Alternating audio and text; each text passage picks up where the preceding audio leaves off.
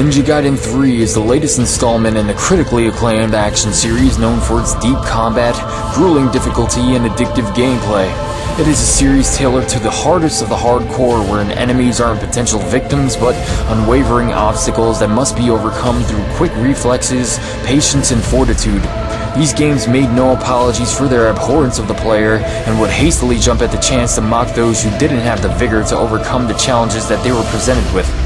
Gamers who were driven to follow these titles through to their ends were rewarded with some of the most nuanced and invigorating gameplay to ever grace the medium.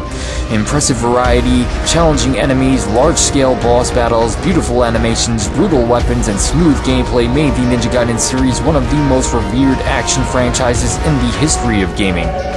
Now with Ninja Gaiden 3, Team Ninja looks to broaden their audience whilst keeping loyal fans satisfied. But did they succeed? Ninja Gaiden 3 follows the story of Super Ninja Ryu Hayabusa, who's been tasked with preventing the region of the Mask from destroying the world in 7 days. On his quest, Ryu will visit a wealth of locations including London, Tokyo, Antarctica, and of course, Hayabusa Village. All of the environments are nicely detailed, but can feel somewhat barren in some instances, and as with all of the previous titles in the series, the story is sloppily put together and somewhat forgettable. Ninja Gaiden 3 does feature the best story in the trilogy, but in all honesty, that isn't much of a feat. The story in these games serve as excuses to place Ryu into interesting locations where he can do battle against outrageous creatures and bosses.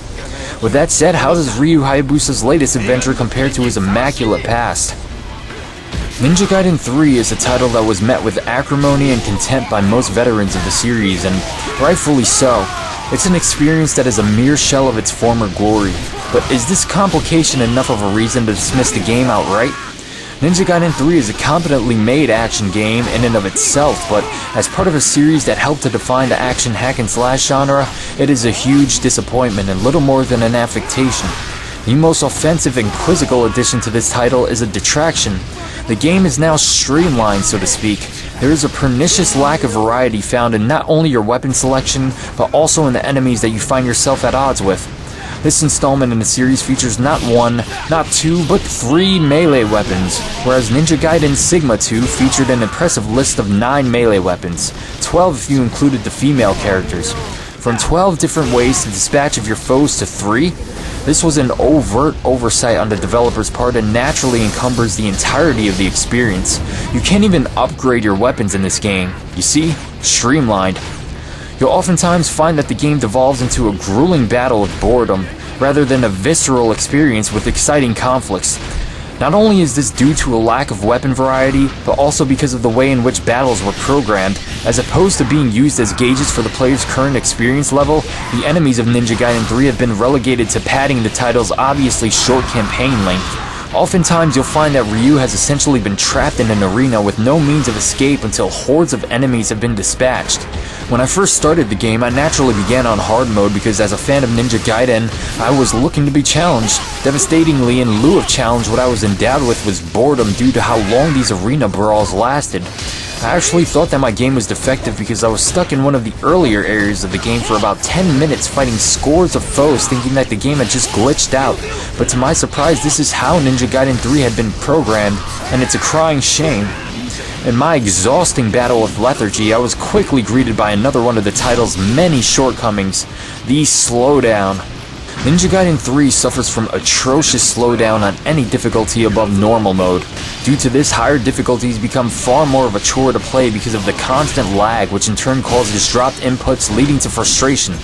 Overall, in comparison to previous entries in the series, Ryu just doesn't feel as responsive as he used to. There are plenty of instances where you will find that Ryu is unable to react because he hasn't finished his animation completely. In previous titles, Ryu would react to player inputs almost instantaneously, whereas in Ninja Gaiden 3 there seems to be an obvious delay between your inputs and Ryu himself. This issue is exacerbated by constant slowdown that you will have to deal with, and of course, the hordes of enemies waiting to bludgeon you with tedium. The shuriken cancel can ameliorate Ryu's sluggishness somewhat, but it isn't consistent enough to rely on completely. It doesn't fix the issue, but it can alleviate some of the frustration that you may face over the course of playing the game on higher difficulties. Another one of the more glaring issues with Ninja Gaiden 3 is in its implementation of the Steel on Bone mechanic. Steel on Bone rather ineffectively replaces the dismemberment system found in Ninja Gaiden 2 and Sigma 2. With Steel on Bone, the creators wanted you to feel like you were actually cutting through the human body, making every thrust forward visceral and satisfying. Steel on Bone is visually pleasing when it's performed, but one of the more trying aspects about this mechanic is in the way that it's explained. When the game first starts up, it essentially tells you to mash buttons to activate Steel on Bone, leading many players to believe that the mechanic would randomly activate. It has since been found that Steel on Bone is not random, but it's still a very nebulous mechanic that most players aren't able to grasp fully. For a mechanic that is so substantial to this title's core, very little is known about it, and again, it shows a complete and utter lack of sagacity on the developer's part. When you introduce a player to a new mechanic, it should be elucidated upon in enough detail for the player to be able to naturally apply it to situations that they find themselves in. That isn't to say that it should be overly explained, but it is to say that it should be made apparent to the player. When the majority of your consumer base doesn't understand how to properly activate a mechanic that is crucial in many of the situations that the game places you in, you know that you've made a huge mistake. While Ninja Gaiden 3 does contain its fair share of flaws, I'd like to take a moment to talk about some of the things that the game does right. While the story is nothing to write home about, I believe that learning a little more about Ryu Hayabusa is an interesting notion, and the moral dilemmas that are postulated upon regarding the nature of Ryu's character are definitely worth exploring. Sadly, they aren't explored nearly enough, and take a backseat to a convoluted story involving alchemists using a child to create a goddess to cleanse the earth? What? In any case, Ryu Hayabusa as a character isn't sullied in this installment of the series, and I'd like to see more of his backstory fleshed out in future games. While I focused solely on the campaign mode thus far, Ninja Gaiden 3 also contains a mode called Shadows of the World, which consists of 2 multiplayer options. Ninja Trials, which is a co-op mode akin to Sigma 2's, and Clan Battle mode, which is essentially Team Deathmatch. Sadly, I won't be able to say much about Clan Battle mode because it's essentially been abandoned by the community at this point. But when it was far more active, it was an okay diversion. I really didn't care much for it, but it did have its moments. Moving on to Ninja Trials. While some of the trials themselves are insanely unbalanced for those of us who want to complete them solo, there's definitely a lot of fun to be had in this mode if you can find yourself a good partner. It's fun to level up your ninja and fit him with ridiculous outfits that you unlock after completing trials. Many of the trials also harken back to previous games in the series by adding old settings, bosses, and music. Because of this, many Ninja Gaiden veterans will most likely enjoy Ninja Trials far more than the campaign itself. While taking down scores of soldiers, fiends, and ninjas with a friend definitely adds enjoyment to the somewhat bland gameplay, let's talk for a moment about what it is that makes the gameplay itself so stale. As I've previously stated, in prior installments of the Ninja Gaiden series, enemies were there to challenge the player.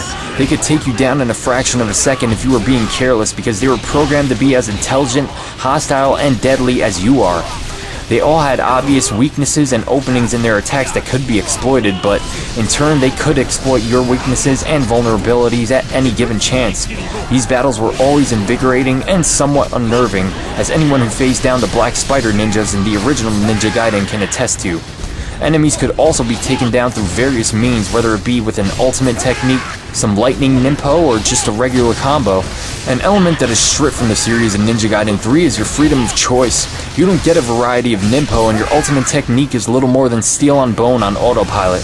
In order to dispatch of any given enemy type, you're forced to memorize which specific sword combo works best against said enemy, and spam it ad nauseum. For example, the shield enemies are vulnerable to the 360 spin launcher followed by an Azuna drop. If you're playing on higher difficulties, whenever you see an enemy with a shield, you will most likely rely on this tactic in order to take them down as effectively as possible. By limiting our options, the game quickly becomes tiresome, and as pointed out, it truly detracts from the freedom that previous titles gave to the player in favor of linearity. It's no longer a matter of how you're going to dispatch of an enemy, but a matter of how you can Azuna drop them. Also, one of the more pressing criticisms that I harbor toward this game is the excessive use of button prompts and QuickTime event sequences. These events add little to the overall experience and should be cut from future titles, and from future hack-and-slash games in general. Developers need to understand that we want to control all of the awesome things that our characters do on screen. We don't want to sit back and watch them play with themselves. But I digress. Overall, Ninja Gaiden 3 suffers from an identity crisis. In their efforts to streamline the game, Team Ninja succeeded only in stripping the series of its very essence, making the game feel unfinished and wholly unsatisfying. It seems as though the team had a hard time trying to balance accessibility and mass appeal with the deep mechanics and satisfying challenge that the series has been known for. While Ninja Gaiden 3 is in no way a terrible action game, it is a disappointing entry to a stellar series, and because of that, I will be giving Ninja Gaiden 3 a 6.5 out of 10. If you're a fan of action hack and slash games, I say be sure to rent it. You'll definitely have a fun time going through the campaign mode. The graphics are nice, the gameplay is fast, and the music is stellar. While you're at it, if you know a friend who owns the game, you should be sure to tackle some of the ninja trials with them. Just keep in mind that you will only be able to use swords in the trial mode unless you want to shell out some cash for the Falcon's Talons and Scythe. For players who are unfamiliar with the Ninja Gaiden series and want to give it a whirl, I'd advise you to pick up Ninja Gaiden Sigma or Sigma 2 for the PlayStation 3. Or if you own an Xbox 360, be sure to pick up Ninja Gaiden Black or Ninja Gaiden 2.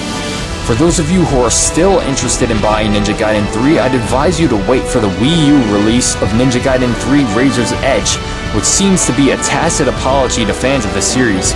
It will include more weapons, Ninpo, and delimbing also makes a return. Razor's Edge looks to be the game that Ninja Gaiden 3 should have been upon initial release, and from the footage that I've seen, it looks to address many of the flaws that I pointed out in this review. With that said, I hope that you guys enjoyed this review. I hope that it was informative, and I will see you guys in the next one.